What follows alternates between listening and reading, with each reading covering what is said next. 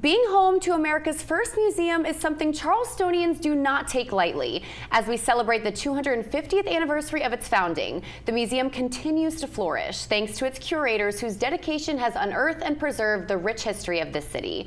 I'm excited to welcome Martha Zierden to the show, Curator of Historical Archaeology for the Charleston Museum. Martha, thank you for joining me today. Thank you for having me. So I have to ask you, how long have you been with the museum? I've been with the museum for 42 years. How incredible. Yeah. And you are starting a new adventure. Can you tell me a little about that? I am retiring and leaving the archaeological collections to a new curator who I know will take them in exciting new directions. Yeah. And I'll still have a hand in archaeology in the area, I hope. Of course. And what inspired you to become a curator?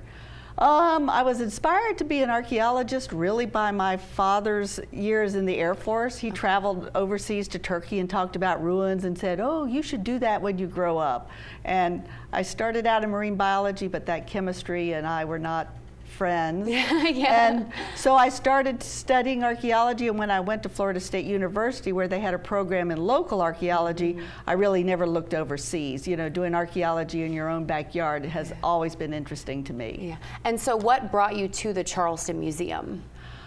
I had visited the Charleston Museum as a child, and we were fascinated by the rocks, by the polar bear, by the costumes in the textile collection, and by, you know, artifacts from around the world. Yeah, oh, if that little girl only knew what was in store for her. Yeah, then when I grew up, I got to be responsible for some of those very artifacts, and that's still exciting. I would like to hear about any specific impacts that you directly had on the archaeology department at the museum. The archaeology department had really started to focus on archaeology in Charleston, urban archaeology. It was a new field in the field of historical archaeology. My predecessor, Dr. Elaine Harold, had excavated at the Hayward Washington House and around Charleston. She actually brought me on some contract projects, and since then I've really excavated a lot of the sites in Charleston and sort of built an archaeology of Charleston and built archaeological collections that really sometimes don't look like much, but are curated so that we can continue new studies. Yeah, well, I'm sure that your legacy will continue, and you actually are having, you had one lecture series already, you have 2 more coming up, and we have some pretty cool stuff. Can you talk to me about this? We do.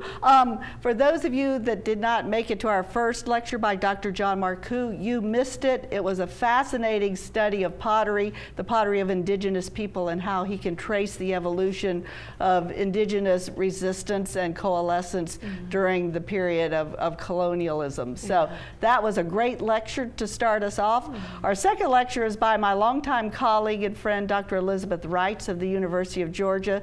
She and I have collaborated on faunal studies, zooarchaeological analysis, the study of animals that live in and around humans and feed us. Okay. And one of the main animals that we people in Charleston consumed was beef, and this is the horn core from a cattle in Charleston. Wow. What we can learn from these horn cores, and this is, of course, the cattle horn. This is the bony interior that is discarded when horn is removed. Okay.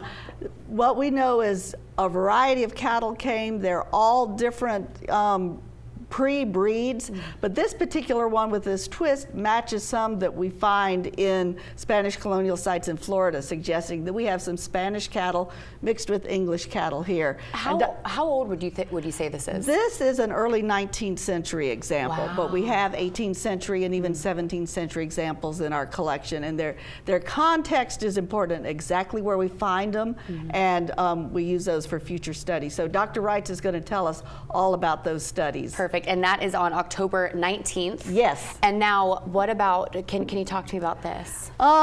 While this is not the most beautiful artifact, this is one of our beautiful artifacts. This is an overglazed enameled Chinese export porcelain saucer that comes from the Charleston Judicial Center site. I didn't excavate this particular piece. It was excavated by New South Associates from Atlanta, my friends and colleagues, who did a fascinating study of the 18th century in the heart of Charleston. And we know the Charlestonians had a lot of money. Charleston was an important transatlantic port. and they brought in luxuries of all types, particularly Chinese porcelains. Okay, so this is kind of a sneak peek into the third lecture, and what will that focus on? I'm going to kind of take us on a tour through the important archaeological projects that I've been a part of in those 42 years, and talk about how we're using those again for new studies going forward. And now, Martha, where can people go and sign up for these lectures? CharlestonMuseum.org, our webpage, has all of that information, and you can sign up there. Wonderful. Well, Martha, congratulations, and thank you so much for joining me today. Thank you for having me. Look forward to seeing everyone.